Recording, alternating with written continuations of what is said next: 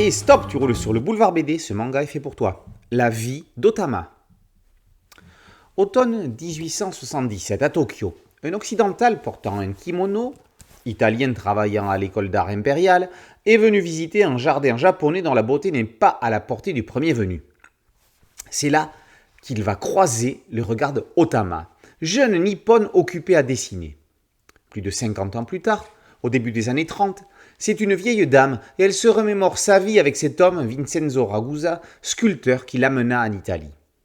Aujourd'hui, c'est à un petit garçon de 7 ans, Atsushi, qu'elle raconte son voyage, son mariage, sa vie et ses drames à l'avancée de la marche de l'histoire et au rythme de l'art. Aujourd'hui, sa petite fille lui propose de l'accompagner à Palerme, retrouver les lieux où elle a vécu avec son mari et ses amis. Elle se trouve trop âgée pour effectuer un si long voyage. La mangaka, Keiko Ishiguchi, s'adjoint les services du dessinateur italien Andrea Accardi pour un one-shot tout en sensibilité et délicatesse. La vie d'Otama est le nouveau scénario de l'autrice de Là où la mer murmure et les cerisiers fleurissent malgré tout. Librement inspiré de la vie de Tama Eleonora Ragusa, dite Kiyohara Tama, le livre retrace le parcours de la première peintre japonaise de style occidental.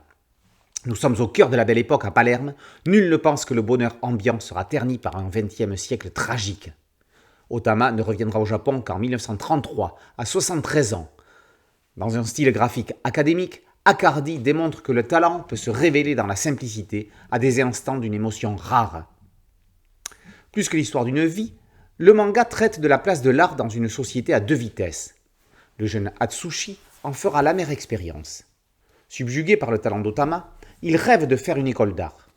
Pour son grand frère militaire Takeo, l'artiste lui a mis des idées ridicules en tête.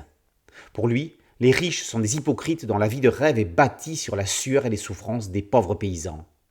Le gamin va fuguer, se réfugier chez Otama, le récit va prendre un virage philosophique.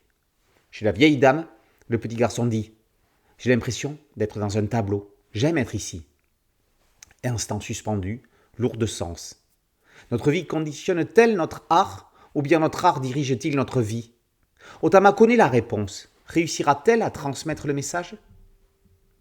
Fresque historique et artistique, histoire sur l'absence, celle de ceux qui partent, pour notre pays ou notre monde, et celle de ceux qui ne sont jamais venus.